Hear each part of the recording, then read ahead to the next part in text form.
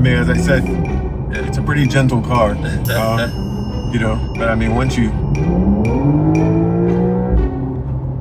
when you step on it. So I'm actually in sport now. I'm excited for it to be your first 911 experience. Yes. A few moments later. You know, most cars will have a 5-year, 7-year lifespan for a model. 911's been around for so long that they slowly refine. God help me not that day. God help me. Help me. God help me. God help me not that day. Help me. Wow. Oh, that's cool. Hey, so ladies and gentlemen, welcome to The Driving Factor. Remember, this is where we talk to notable people. We find out what they drive and what drives them. So hey, we have a special guest today. We have, in fact, I'll let him introduce himself. So in 1 minute, tell us what your name is, who you are, what you do, and stuff like that. So my name is Chuka Eze, and what do? My core background has been in IT security and software development, and I also own a business in the health IT space, and also have some other investments as well. Oh, all right, that's cool. So, what do you drive? This is a Porsche 911 2023, all black, metallic, loaded with most of the options that one would desire. So, what is so special about a Porsche 911? I hear there's so much buzz, so much noise about it. I've never driven one, so I'm always wondering what is so special. Yes, I will today. What is so special about this car? You know, this is the second Porsche I've owned, and one of the things that I love most about it is I think it's one of the most universal sports cars that exists, because it can be a race car and it can be a daily driver. You know, few sports cars have a back seat that, you know, you may not fit an adult, but you may fit a child. So you can certainly carry additional people if needed. You have a frunk as well where, you know, I go to Costco all the time and I can load everything in the car. So, you know, if you like to drive a sports car, I treat it more of like a gentleman's car, really, to be honest, because the car, as we're driving right now, can be very calm, right? But if you step on the gas, the car can do its thing, and it's extremely fast. So that's what I really love about it. And then also from a maintenance standpoint, you know, other cars have high cost of maintenance. This is actually very easy to maintain. You know, once a year, do an oil change for a couple $100 and you're pretty good to go. So that's what I actually love about it. Oh, all right. So it is actually a sports car. 911 is a sports car. Yes. Yes, it's a sports car. Now, when you get into other variants of the 911, like a GT3, GT3 RS, Turbo S, you know, it gets into the category of maybe being like a supercar, you know, that type of thing, and all because of the additional performance that the car has. So this one you're driving, what's the horsepower like? This one, what's interesting about Porsche is that, you know, you'll see other sports cars that may have 600 or 700 horsepower. This is just under 400 horsepower, I believe. However, the way that their engines are built, which is in the back, and the way that the car is engineered, you get almost as much power as you would with a car that has 600 horsepower. So it's really, really fascinating. That's interesting. So you said you have most of the options. Tell us some of the options you have in this. You know, all the regular creature comforts that one would want in a normal car with, you know, space as you're sitting in here. It's not too cramped. One of the things I also love about the 911s is that it's one of the few sports cars that can actually fit somebody that's over 6 feet comfortably. You know, I recently drove a Lamborghini Huracan Spider, and if you're, it's built for someone that's like 5'8", you know, but I've seen people that are 6'6" that can fit in a 911. So I think the comfort, the the space is great. In addition, all the other benefits with sports exhaust. So, there are multiple ranges within the car. So we've been driving in normal. So this is sport, and then you have sport plus. That just gives you additional power. So if you're pushing it, you can actually tune to that, and you also get more of the driving experience. The other thing I really like is what they call the PDK system. So this is an automatic, but it's also got shifters here. And a lot of cars have that, but this is really, really tuned, and this is my favorite part. So if I'm stuck in traffic and I don't want much noise, or if I'm on a Zoom call, I may, leave it in automatic. But if I really want to enjoy the driving experience, I just press the manual button, and I'm now in, almost like driving stick shift, and it's just a great experience. Oh, that's cool. Yeah. All right, but did you order this from Germany as well, or you got it here? No, actually, I got it from Boston. Oh. Yes. So, and I think I mentioned to you yesterday that owned one years ago, and then 2 years ago, I started looking for another car, and realized that you can shop nationwide.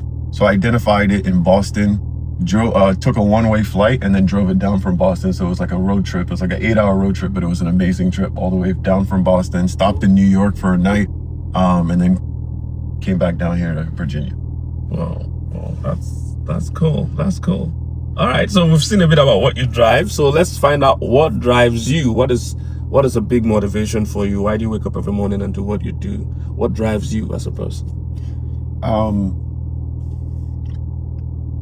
I think it's when I think about that question, I think about what the foundation my parents have laid for us to get to this point. They came here in the 80s, first generation immigrants, that type of thing, and the struggles that they have. And then now to have children as well, what really drives me is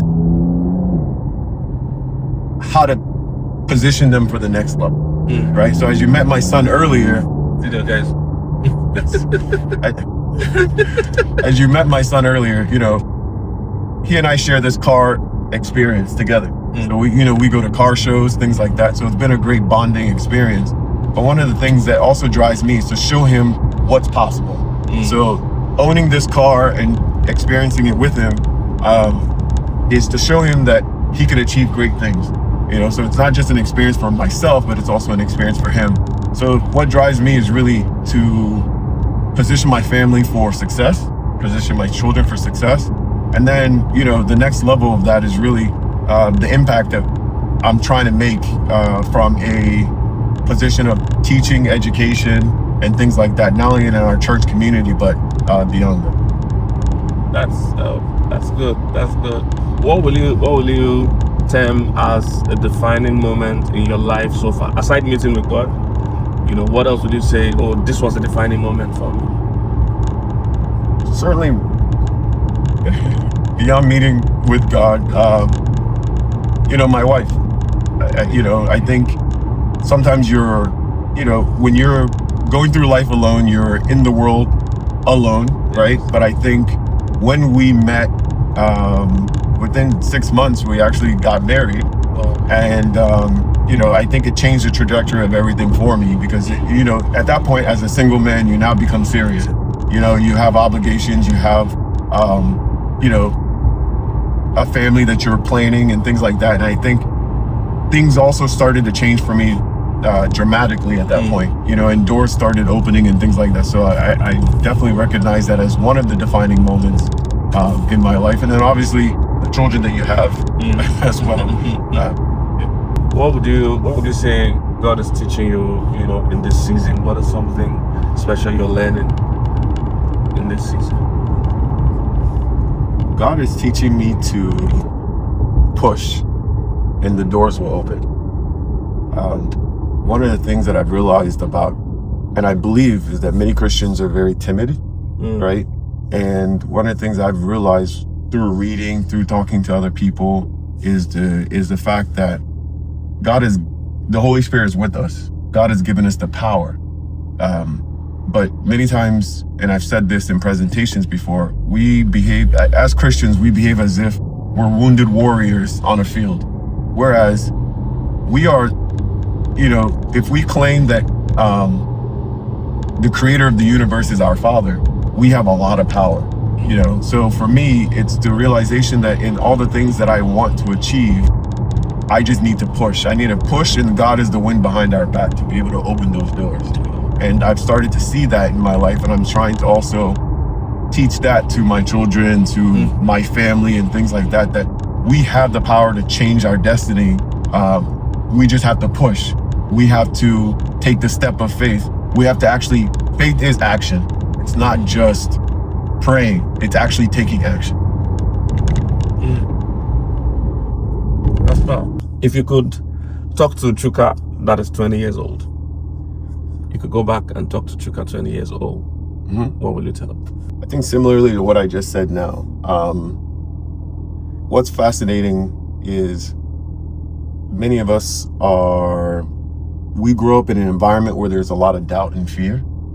And it takes us a while for us to understand that other people's fears aren't necessarily your destiny or your direction in life.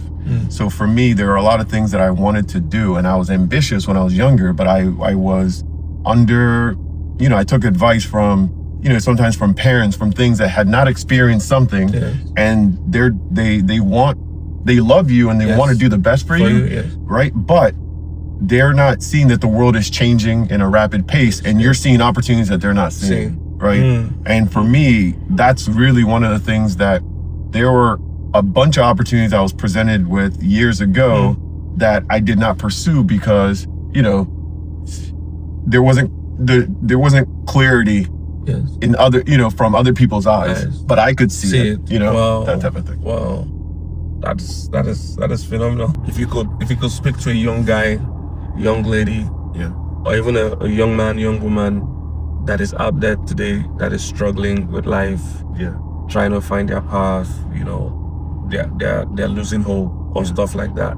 If you could speak a word of encouragement to them, what would you tell them? To believe, and to take action. I think that's the biggest thing. I mean, it's what I preach now. It's really to take action, because we express so much on faith, but faith is action. The book of James talks about faith being action. But sometimes we're just told to just stand on the sidelines and hope that something magical happens for us. I think to have a skill that no one can take from you, because we're also in an environment, I'm a technologist, so we're in an environment where we have AI, we have a lot of things that are coming in our direction. Enter into this fucking mode. Okay, sure. To enter,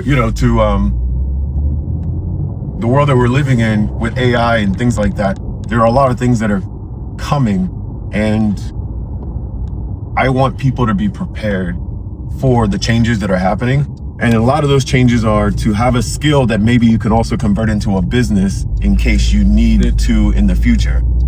So I think that's one of the things that I would certainly, I would share with someone that is struggling. I would also share that, you're not far from the goals that you want. Many people think that they've either lost it all or they're really far. It's just like when I talk to people that are looking for a job, I try to remind them that you only need one job, you don't need 10, right? So you just need one yes. And when you reframe your mind around the fact that like you're looking for a job and it's very difficult, you only need one yes. You don't need 10 yeses. I think that has been helpful to a lot of people. That's powerful. That's powerful. But yeah, I saw that you lead men, you work with men. Yes. What would you say is one thing that you think men need to know, one thing you think men need to work on, with the experience of working with men and of course of being a man and stuff? Yeah, I think you touched on it yesterday during, I feel like I'm an advocate for men because, since the beginning of time, men have had a specific role.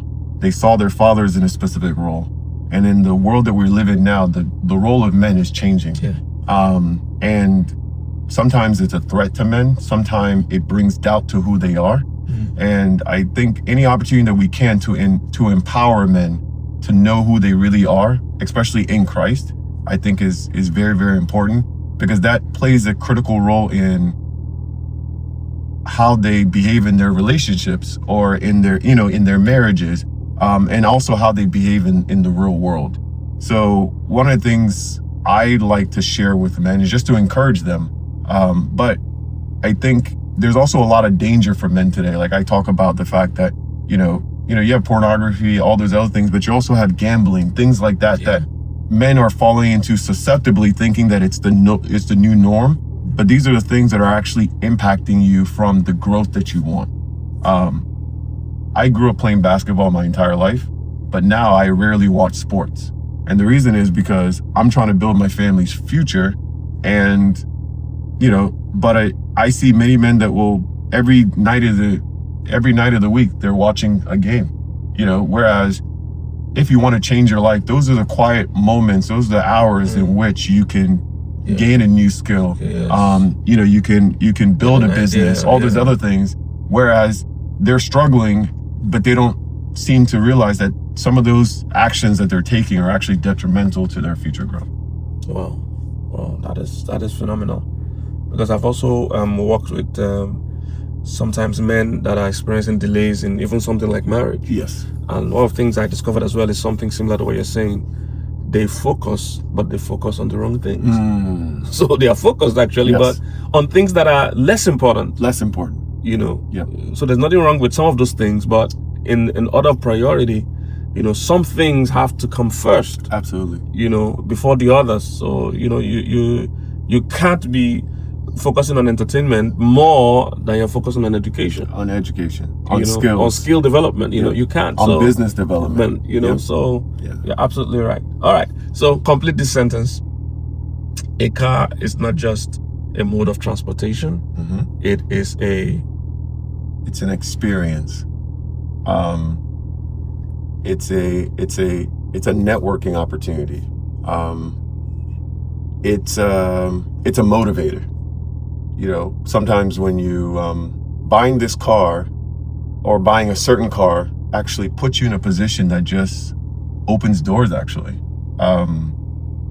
since purchasing this car, I've met some amazing people. It's a great networking tool, but also it's a motivator for success. When you're behind the wheel and you're just driving, sometimes you feel like you own the road, but it's just it empowers you. And many people don't really understand that. So I know it's actually also a stress reliever, to be honest. After a hard day, there's some back roads near my house, and either myself or my son and I will just go cruising. And when you come back, it's almost like therapy. It is actually. It is therapy. Because I used to ride. I still kind of ride motorcycles. And when people come and say, what do you enjoy in this thing? And we had a common saying among us bikers that if I had to explain it to you, you would understand it. If you had to ask me, then you're not going to get it. Yes. And it really it opens doors, to be honest. I think 2 weekends ago, we went to a car show and just met some people. And from a business standpoint, we met some people, and there are opportunities that may present itself because of those connections. So it's definitely from a social aspect, I think it's really fun. Wow. So lastly, how has your relationship with God impacted like your everyday life, your work life, your business life? How has that impacted? I mean, it's night and day. It's completely reframed everything for me. What's interesting for me is that during COVID, my relationship with God just skyrocketed because, COVID allowed everybody to just take a step back. And during that, I had the opportunity to start reading my Bible on a daily basis, and built that routine and that connection, praying with my family, doing praise and worship and all those other things. And to see in a situation, COVID was a very bad time for many people, but it was actually a strengthening time for me and my family, and for my businesses and for my work and things like that. So God is just everything. But I think what is important is that people need to take the time to find God for themselves. And, you know, that I think is the hardest part, because we kind of, we shift our relationship with God to our pastors or to our church or to other situations. Versus it's a personal relationship. And I think, you know, it's still a path that I'm on, but I am thankful every day. And one of the things I try to be or do as much as just be reflective. I mean, you'll see the license plate of this car when we get out, but be reflective on where you were 5 years ago, 10 years ago, and where God has put you now. You know, some of the things you were praying for back then, you have now, you know, and just remember that. And I think that's just one of the most important things for me. What's your number plate? It's Deuteronomy chapter 8. Okay. So it's DEUTCH 8. And what's fascinating about it is that chapter is do not forget your Lord, right? Do not forget the Lord. And I chose that plate because I was reading and reflecting one day. But what I realized is that in buying this car and then being around other car people, you know, they see the license plate, and sometimes I've seen people look it up, is you get to a point in your life where human beings, we start to think that we did this ourselves. You know, and what's fascinating about Deuteronomy chapter 8 is it talks about doing, you know, this is Moses to the Israelites, like God is taking you out of, you know, Egypt into the promised land where, you know, it's flowing with milk and honey and all those other things. You will build houses, you will do all these other things, but he says, do not forget what the Lord has done for you. So for me, it's like a humility type thing. I love it. I always believe number plates, especially in cool cars, should be to send a message. I think it's an opportunity. Yes, big opportunity. Yeah. To allow thousands and thousands of people, you know, see what's in your heart and what you're meditating on. And that's phenomenal. So thank you for coming on the show. I appreciate it. Thank you so much. All right. So thank you guys for watching. Chuka in the house. It's been a blessing. Remember, if you have a cool car and you want us to come do an interview in your car, we would love to. So reach out to us. The details are there. And don't forget to like, subscribe, share, do all the things you need to do to this video. See you in the next video.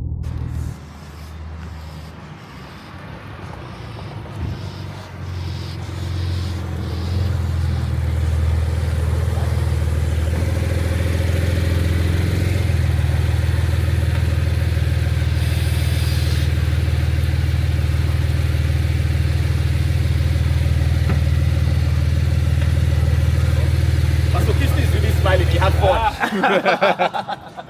fun.